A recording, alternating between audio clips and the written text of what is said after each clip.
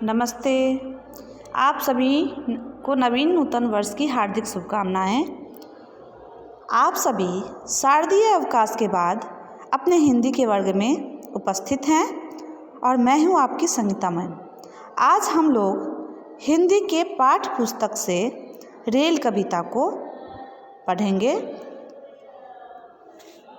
पुस्तक से पृष्ठ संख्या 44 पर दी गई कविता रेल, जो पाठ 17 है, उसे आज हम लोग पढ़ेंगे।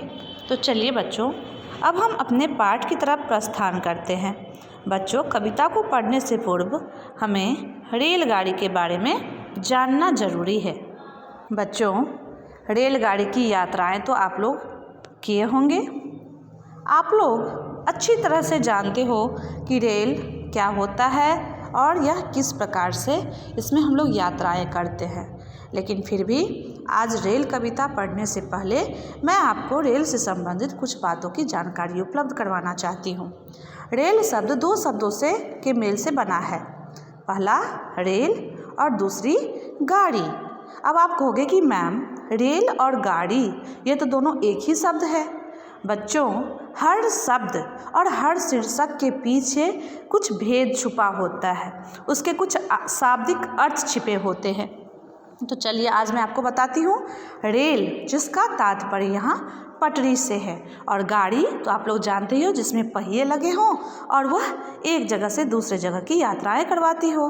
तो रेल और गाड़ी का मतलब है ऐसी गाड़ी जो पटरी पर चले या वाहनों या डिब्बे से जुड़ी हुई एक श्रृंखला।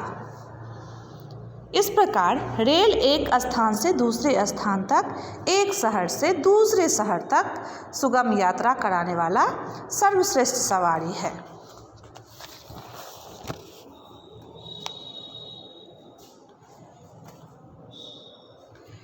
रेलगाड़ी कई प्रकार के होते हैं, जैसे सुपरफास्ट ट्रेन, जैसे शताब्दी। मालगाड़ी तो आप लोग देखते होंगे, जिसके डिब्बे बंद होते हैं, पूरी तरह से बंद, और उसमें सामान लादकर एक जगह से दूसरे जगह तक पहुंचाया जाता है, जिसे हम आयात निर्यात कहते हैं। जैसे हमें अपने शहर से अगर दूसरे शहरों तक कुछ भेजना हो तो वह कौन ले जाता है? तो मालगाड़ी से हम लोग भेजते हैं। उसी तरह से है मेट्रो तो आप लोग जानते ही होंगे, जो दिल्ली में बहुत ही प्रसिद्ध ट्रेन है। यह भी पता होगा कि यह प्रकृति की देन नहीं, बल्कि मानव के दिमाग की उपज है।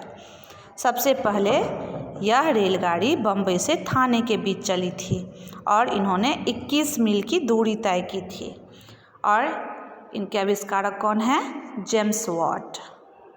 तो आप लोग जब एक जगह से दूसरे जगह यात्रा करते होंगे तो आप लोगों को इतना तो पता होना चाहिए कि जब हम रेल में बैठ रहे हों या हम एक जगह से दूसरे जगह की सफ़र तय कर रहे हों तो हमें क्या करना चाहिए, क्योंकि हमारे दिमाग में कुछ बहुत सी ऐसी बातें होती हैं जो रेलवे के बारे में हमें पता नहीं होता है।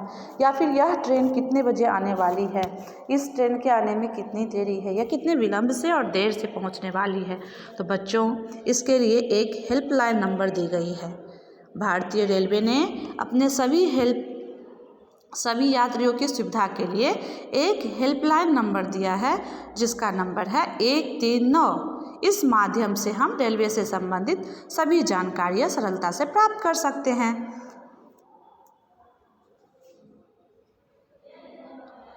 तो ये जानकारी आप लोगों को उपलब्ध करवाया गया है ताकि आप लोग रेलगाड़ी की यात्रा करते वक्त कभी किसी भी प्रकार की दिक्कत ना महसूस करो।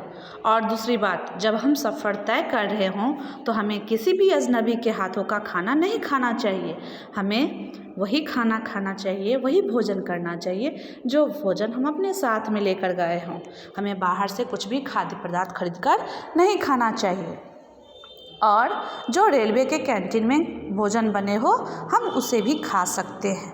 लेकिन हमारे घर का आहार पौष्टिक होता है, संतुलित आहार होता है, इसलिए हमें कहीं भी यात्रा करते समय या अपने घर में रहते समय हमें संतुलित आहार ही लेना चाहिए।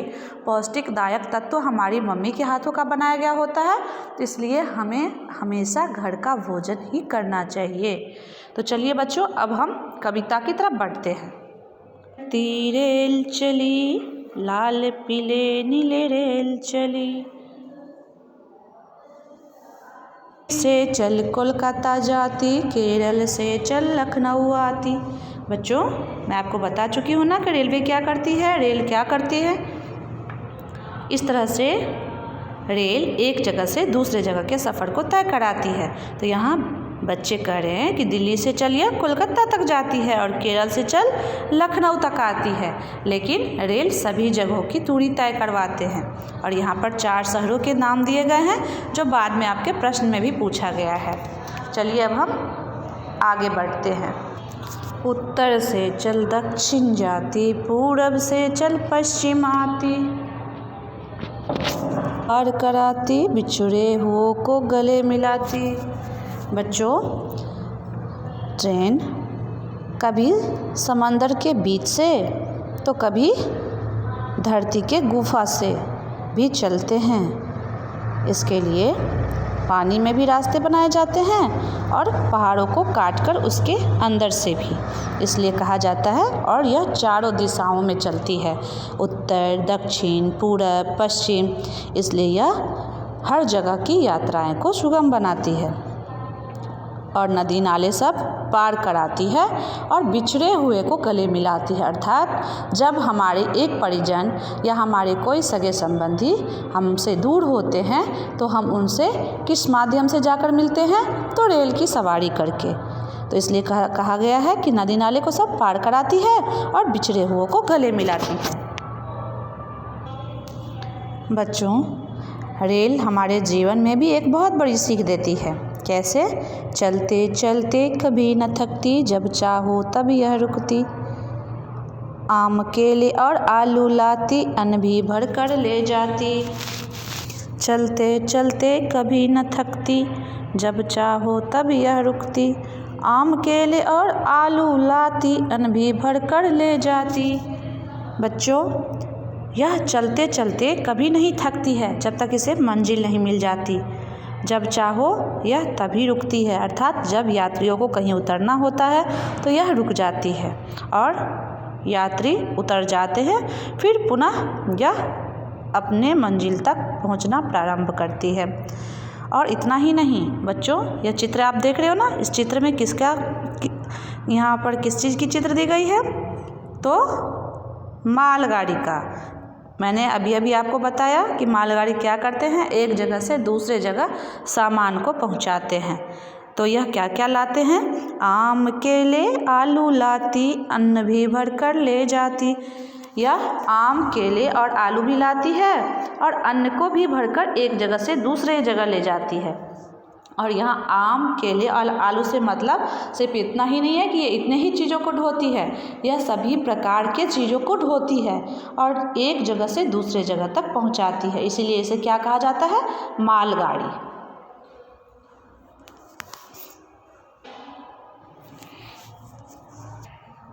यह कैसे चलती है? तो यह चलते चलते कभी नहीं थकती और जहाँ चाहो यह वहीं रुकती है, आम केले और आलू लाती है, अन्न भी भरकर ले जाती है।